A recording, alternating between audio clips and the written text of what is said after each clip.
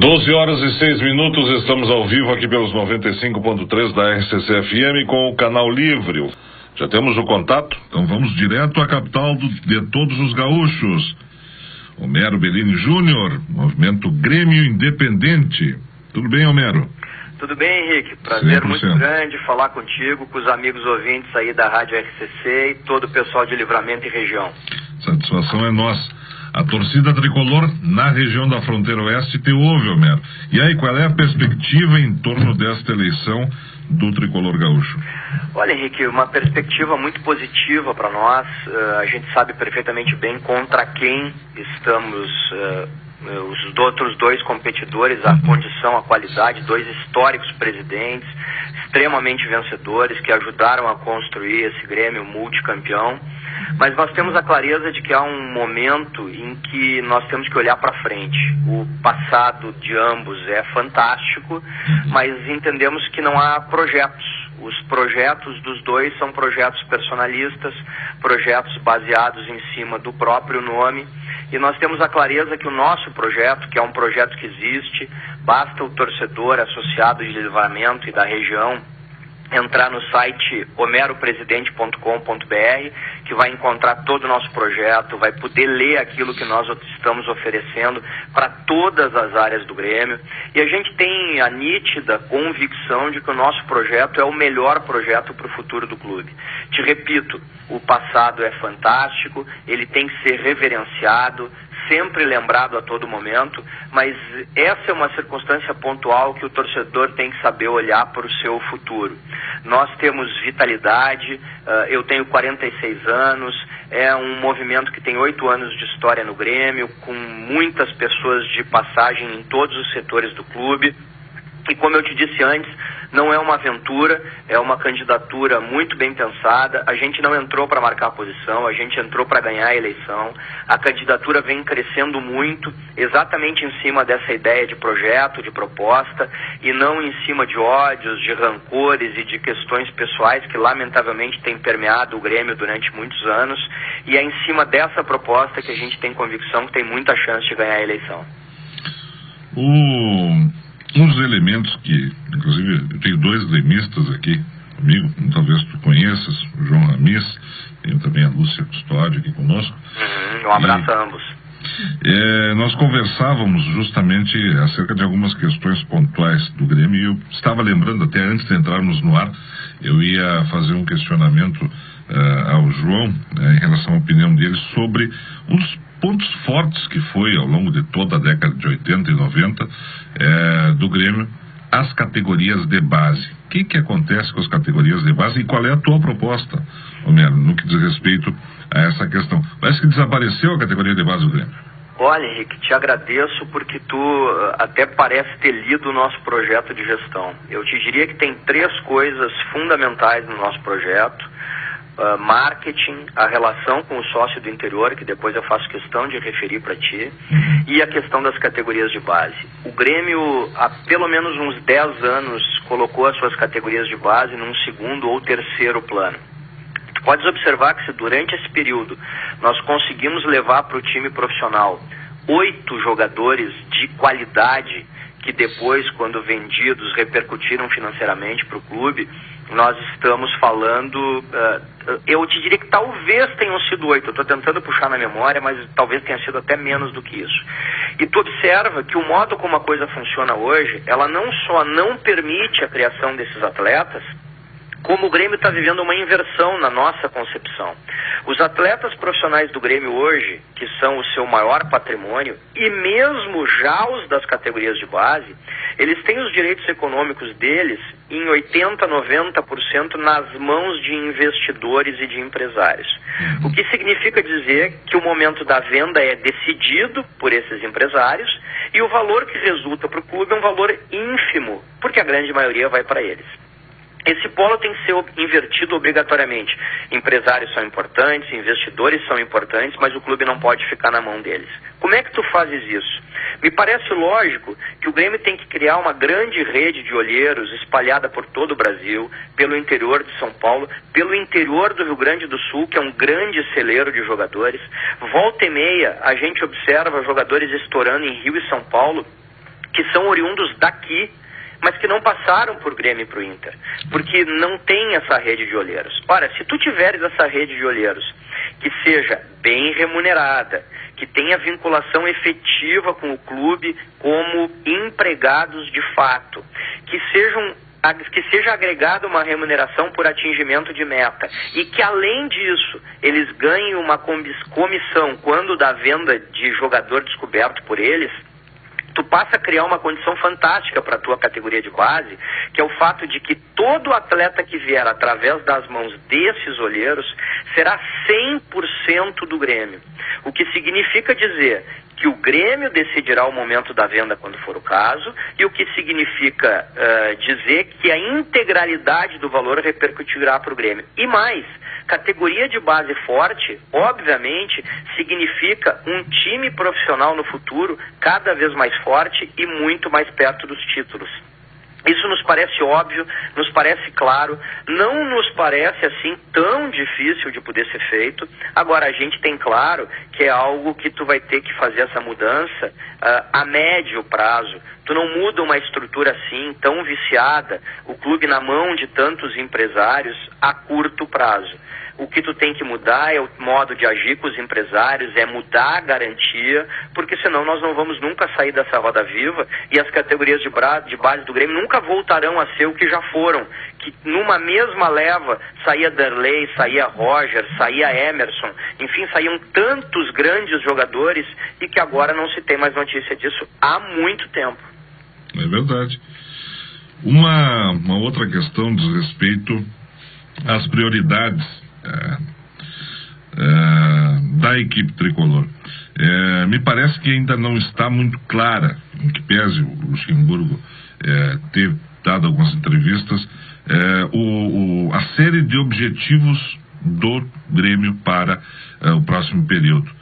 Qual é a tua leitura a respeito disso? Bom, eu primeiro tenho claro que o Luxemburgo tem que ser o treinador para a próxima gestão, tem feito um excelente trabalho, devolveu ao Grêmio a cara Grêmio de jogar futebol, um time com atitude, com indignação, que não se entrega, que não aceita a derrota passivamente. O Grêmio vinha pecando por isso há muito tempo, desde a entrada do Autuori, com aquele discurso que futebol força é bobagem.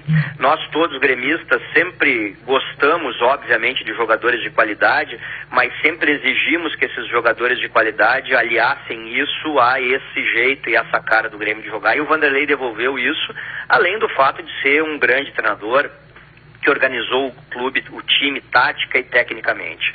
Agora, tem um discurso que não me agrada. Para mim, o Grêmio tem obrigação, pela sua história, pela sua tradição, pela sua grandeza, de entrar em todas as competições para vencer. Eu não gosto desse discurso de tu entrar na competição tendo como meta atingir a Libertadores. Para mim, isso é consequência da competição. Pode ser que ao final tu chegues na vaga da Libertadores, mas tu tem que entrar na competição para ser campeão em qualquer competição. Então, esse discurso isolado, ele não me agrada.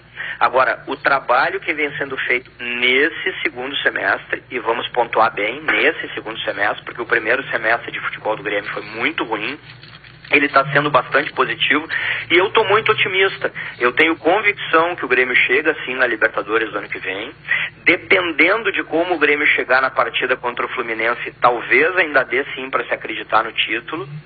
Acredito muito no título ainda da Sul-Americana e tenho convicção que o Grêmio tem que estar preparado no ano que vem com um plantel de extrema qualidade para enfrentar 3 competições importantes no primeiro semestre: Gauchão, Libertadores e Copa do Brasil, que ano que vem mudou o regulamento, e quem participar da Libertadores também pode participar da Copa do Brasil.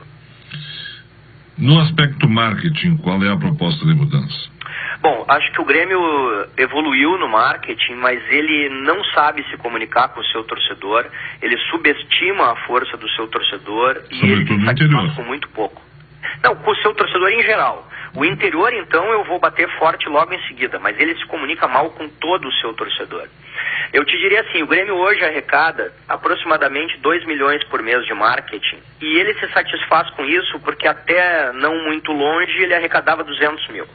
Só que ele tem capacidade para arrecadar 10 milhões de marketing. O Grêmio tem 8 milhões de torcedores espalhados pelo Brasil e talvez o dobro disso de simpatizantes, e é uma torcida extremamente fanática e consumidora. O torcedor do Grêmio consome todo e qualquer produto do Grêmio. E o marketing não consegue evoluir nisso e subestima o seu torcedor. E quando eu digo que ele subestima, eu tenho 2 exemplos recentes. No abraço ao Estádio Olímpico, que foi ideia, aliás, não do marketing, mas de um torcedor comum, que começou a divulgar isso nas redes sociais durante 6 meses, até que o clube fosse sensível e aprovasse a ideia, mas imaginava que iriam 5 ou 6 mil pessoas no Estádio Olímpico e tinham 25 mil pessoas.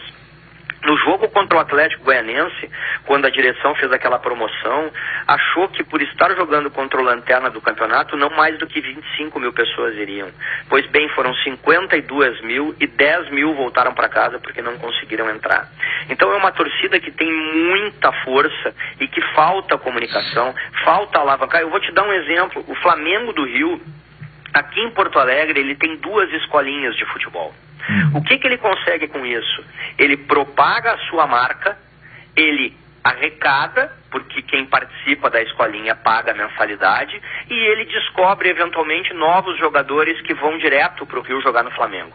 Ora, um clube da grandeza do Grêmio não poderia pensar nessa hipótese de divulgação da marca, pelo menos nas grandes capitais do Brasil e pelo menos nas grandes cidades do interior do estado do Rio Grande do Sul, cidades polo, Livramento, por exemplo, que atrairia jogadores aí da fronteira, Uruguaiana, enfim, tantos e tantos lugares. E eu não vejo no Grêmio ter esse tipo de ideia. E sobre o torcedor do interior, Henrique, eu tenho uma relação muito forte. A família toda do meu pai era de Uruguaiana, a família da minha mãe de Dom Pedrito. E eu tenho muito contato com o interior do estado. E Uruguaiana, por exemplo, que é tão distante, um pouco mais até do que Livramento, a gente observa que o Grêmio só lembra desses torcedores em períodos de eleição do clube. E olhe lá. Isso é verdade, vou compactuar contigo, não que eu tenha preferência por A ou por B, mas é pura verdade. Tanto é que o próprio presidente Paulo Oddoni só fala para o interior, para as emissoras de rádio do interior, principalmente aqui da região fronteira oeste, nós somos um exemplo, período eleitoral. Então eu vou te dar um exemplo. O Grêmio está elegendo 7 pessoas, porque o estatuto atual determina que tu elejas o presidente e 6 vice-presidentes, que é o que é chamado de conselho de administração. Essas 7 pessoas, todas com representatividade, elas podem tranquilamente se dividir e uma delas fazer uma viagem por mês. Como são 7 pessoas, se cada uma delas, na sua viagem, for acompanhado de um jogador do plantel atual do Grêmio, 1 ou 2 ex-jogadores, e mais 1 ou 2 dos dirigentes atuais, não necessariamente vice-presidentes, tu irás a 7 cidades do interior por mês, e ao final de cada ano tu terás ido a 84 cidades do interior. Agora tu imagina se essa delegação do Grêmio combina, acerta com o cônsul de Livramento, para ir até Livramento, para o cônsul organizar uma janta em algum lugar, uma janta simbólica, um valor por adesão, porque o que importa é poder fazer esse carinho para o associado do interior.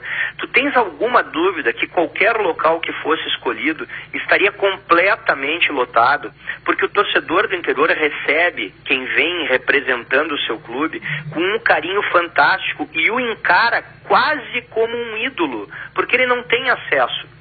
Tu imagina os associados de Livramento, quantos pagam o ano inteiro e talvez venham a 1, 2, 3 jogos por ano e seguem pagando pela sua paixão com o clube. E o Grêmio não sabe dar o retorno a isso. Eu fico impressionado porque me parece uma coisa tão fácil, tão tranquila. Nessas idas, o clube poderia levar os seus produtos para serem vendidos. Quantas novas pessoas se associariam nessas idas em função desse respeito que estaria sendo demonstrado? Vou te dar um outro exemplo que é banal, quase pueril.